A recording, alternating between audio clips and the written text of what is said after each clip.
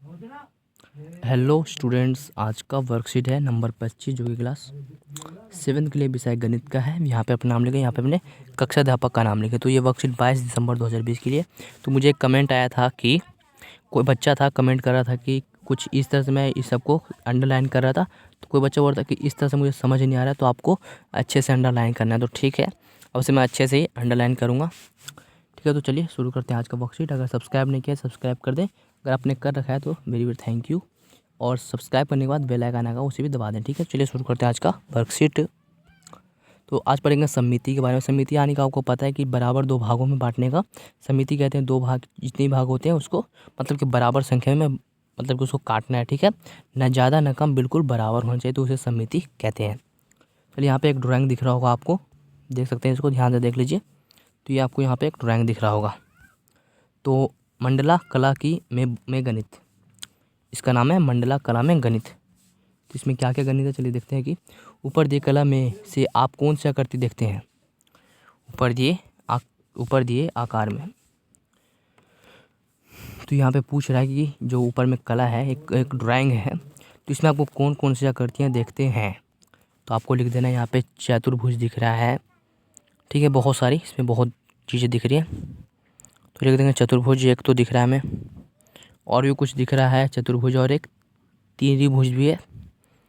ठीक है, यहाँ पे एक त्रिभुज भी है, और भी है, और एक वर्ग भी है। देखिए यहाँ पे इसमें 4 कोने बराबर, उसे वर्ग कहते हैं, वर्ग है। और भी कुछ है तो देख लीजिए यहाँ पे। फिर 4 कोण वाला, फिर एक, इसका मैंने बता दिया चतुर्भुज है, वर्ग है, और भी बहुत कुछ है, तो आपको यहाँ पे लिख देना है। ठीक है, जो कि इस तरह से भी ये भी एक चतुर्भुज ही है। ठीक है, तो हमने यहाँ पे लिख लिया है जो भी नाम है यहाँ पे आपको लिखना है। जैसे कि ये भी चतुर्भुज है, ये भी चतुर्भुज है। ठीक है, ठीक है, इसमें बहुत सारे ड्राइंग होगा, इसमें 3-4 ही है बस एक ड्राइंग।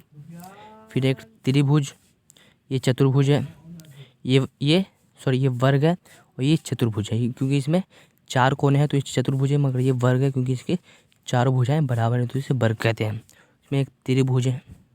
ठीक है, इसमें 3-4 होंगे, तो आपको यहाँ पे नाम लिख लेना है। तो यहाँ पे बताया गया है कि उनमें से कोई एक आकृति चुने।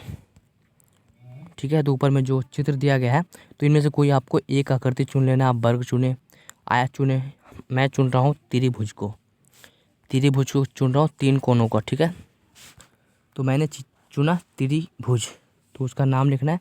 तो मैंने चुन लिया है त्रिभुज, तो आपको कोई भी चूज़ कर लेना है। तो मैंने त्रिभुज चूज़ किया है। तो उसमें सममितीय रेखाओं की संख्या बताइए। तो उसमें सममितीय रेखाओं की संख्या बताना है, तो उसमें कितनी सममितीय रेखाएं हैं। चलिए हम लिखते हैं उसमें कितनी सममितीय रेखाएं हैं। तो त्रिभुज कुछ इस तरह का होता है, जो कि हमें एक त्रिभुज बनाना है। तो इसमें कितनी सममितीय रेखाएं खींची हैं। देखिए, इसको इधर से काटेंगे तो ये समान कटेगा, इधर से काटेंगे ये भी समान कटेगा, फिर इधर से काटेंगे तो ये भी समान ही कटेगा। ठीक है, तो ये कुछ 3, इसमें 3 है।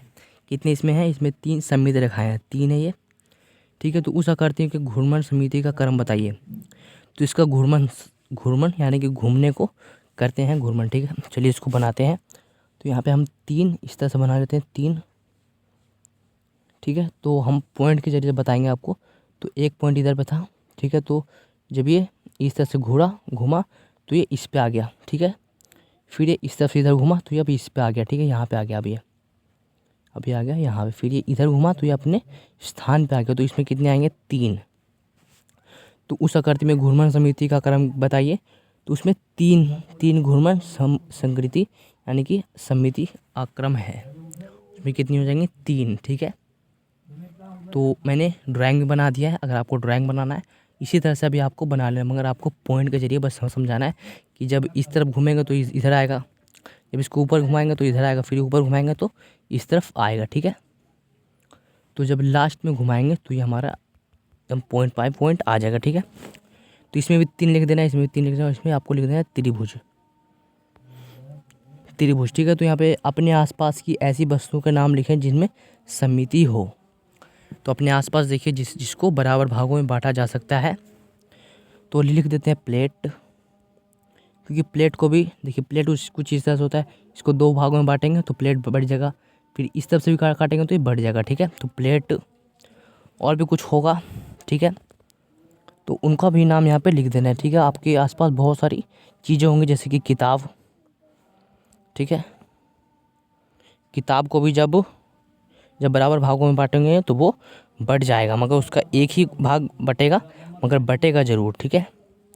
किताब और भी कुछ है चीज़ तो आपको लिख लेना है। यहाँ पे कुछ जगह नहीं बच रहा तो इसीलिए मैं लिखवा नहीं रहा हूँ, वरना मैं लिखवा देता, ठीक है। तो आपको लिख लेना है।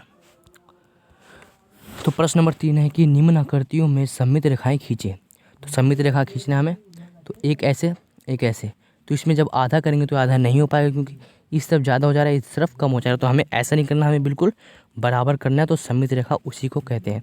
इसको जब 20 से करेंगे तो बिल्कुल सममित हो रहा है, इसको 20 से करेंगे सममित हो रहा है, इसको 20 से करेंगे तो ये सममित हो रहा है। मगर इसको इस तरह से करेंगे तो देखिए इस तरफ को कोना ऊपर चला गया, मगर इस तरफ कोना नहीं आया, तो ये सममित रेखा है, मगर ये सिर्फ ऊपर से आएगा तब होगा। तो पूछना है सममित रेखाएं की संख्या लिखी।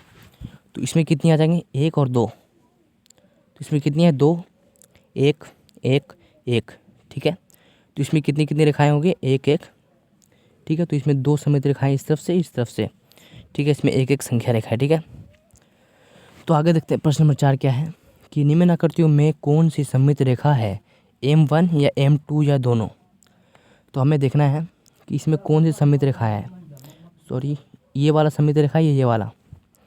तो अगर आप ध्यान से देखेंगे तो जब इसको इस तरह से काटेंगे तो ये 2 बराबर भागों में बढ़ जा रहा है, मगर जब हम इसको 20 से काटेंगे तो इस तरफ तो ज़्यादा हो जा रहा है, मगर इस तरफ एक इस तरह सा होल हो जा रहा है, मगर ये सममित रेखा नहीं है। तो क्या इसका आंसर आ जाएगा, M2, क्योंकि इसका नाम है M2। यहाँ पे लिख देंगे हम M2 सममित रेखा हमारा है, M2। अब इसमें क्या है, तो इसमें देखिए इस तरफ से भी कट रहा है तो दोनों बराबर, इस तरफ से कट रहा है तो दोनों बराबर। तो इसका आंसर क्या आ जाएगा, M1 भी है और M2 भी सममित रेखा है। तो आपको ये कुछ इस तरह से चित्र बना लेना है, उनके बराबर का निशान डाल के M2 बराबर M1 M2 लिख देना है, ठीक है। तो आपको वीडियो समझ आ रहा है तो लाइक करें, सब्सक्राइब करें, नहीं किया है तो सब्सक्राइब करें, अगर कर रखा है तो थैंक यू। चलिए देखते हैं प्रश्न नंबर 5 क्या है कि दी गई आकृति में, यह आकृति है तो घूर्णन समिति का क्रम लिखें। तो घूर्णन समिति का क्रम लिखना है। तो इसमें क्या क्रम है देखेंगे आप ध्यान से, तो इस तरह से आपको 4 ड्राइंग बना लेना है। कितनी, इस तरह से आपको 4 ड्राइंग बना लेना है। तो एक ऑलरेडी बना लेना है, 3 और बना लेना है, ठीक है, तभी आपको ये समझ में आ जाएगा। चलिए हम बना लेते हैं। तो जब इसको इस पॉइंट से स्टार्ट करेंगे, ठीक है, इस पॉइंट से हम इस तरफ घुमाएंगे तो फिर ये इस पॉइंट पे आ जाएगा, फिर इस तरह से घुमाएंगे तो ये इस पॉइंट पे आ जाएगा। जब इस पॉइंट पे घुमाएंगे तो हमारा इस पॉइंट पे आ जाएगा, फिर ये जब इस तरह घुमाएंगे तो इसमें अपने सीधे वाले पॉइंट पे आ जाएगा। तो कितनी बार घुमाना पड़ेगा इसको, 4 बार। घूर्णन समिति का क्रम लिखें। तो जब 4 बार घुमाएंगे तो ये अपने समान स्थिति पर आ जाएगा। तो इसमें क्या आंसर आ जाएगा, 4 बार, ठीक है। इसमें 4 बार क्रम आ जाएगा। तो आपको क्रम बना कर भी दिखा देना है या फिर सिर्फ इसमें 4 लिख देना है, ठीक है। अगर आप बनाएंगे तो थोड़ा आसानी होगा समझने में, ठीक है। तो घूर्णन कोण का माप लिखिए। तो आपको पता है ये सब 360 डिग्री का कोण होता है। तो 360 बटे में 4 करेंगे तो आंसर हमारा निकल जाएगा। तो आप इस तरह से देखेंगे यहाँ पे, तो इस तरह से आप भाग भी कर सकते हैं। जितना इसमें भाग किया गया, जैसे 4 है तो 4 से भाग कर देंगे, जितना भी आंसर आएगा वही हमारा डिग्री बाय डिग्री होगा। तो इसका आंसर आ जा रहा है 90 डिग्री। तो कोण क्या हो जाएगा इसका, हर एक प्रत्येक डिग्री का होगा। तो क्या हो जाएगा, 90 90 180 180 180 360 डिग्री का हो जाएगा हमारा कंप्लीट, ठीक है। तो इसमें 90 डिग्री, इससे 4, ठीक है। तो आपको वीडियो समझ में तो आ ही गया होगा, मुझे तो लग रहा है आपको समझ में आ गया है। नहीं आया तो आप वीडियो दोबारा देखेंगे तो, और सब्सक्राइब भी ज़रूर कर दें और वीडियो को लाइक कर दें। नीचे में लाइक बटन दिख रहा होगा, कुछ थंबनेल जैसा होगा।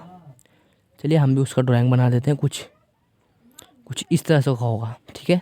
तो इस पर आपको बस एक टच करना है बस, और नीचे में कमेंट बॉक्स में कमेंट करना है कि आपको ये वीडियो कैसा लगा और समझ में आया या नहीं आया। वो ही बताए कि हमें अब पता लगता है कि मैं जो पढ़ा रहा हूँ वो आपको समझ में आ रहा है या नहीं आ रहा है, ठीक है। तो मिलते हैं अगले बक्से में, तब तक के लिए गुड बाय।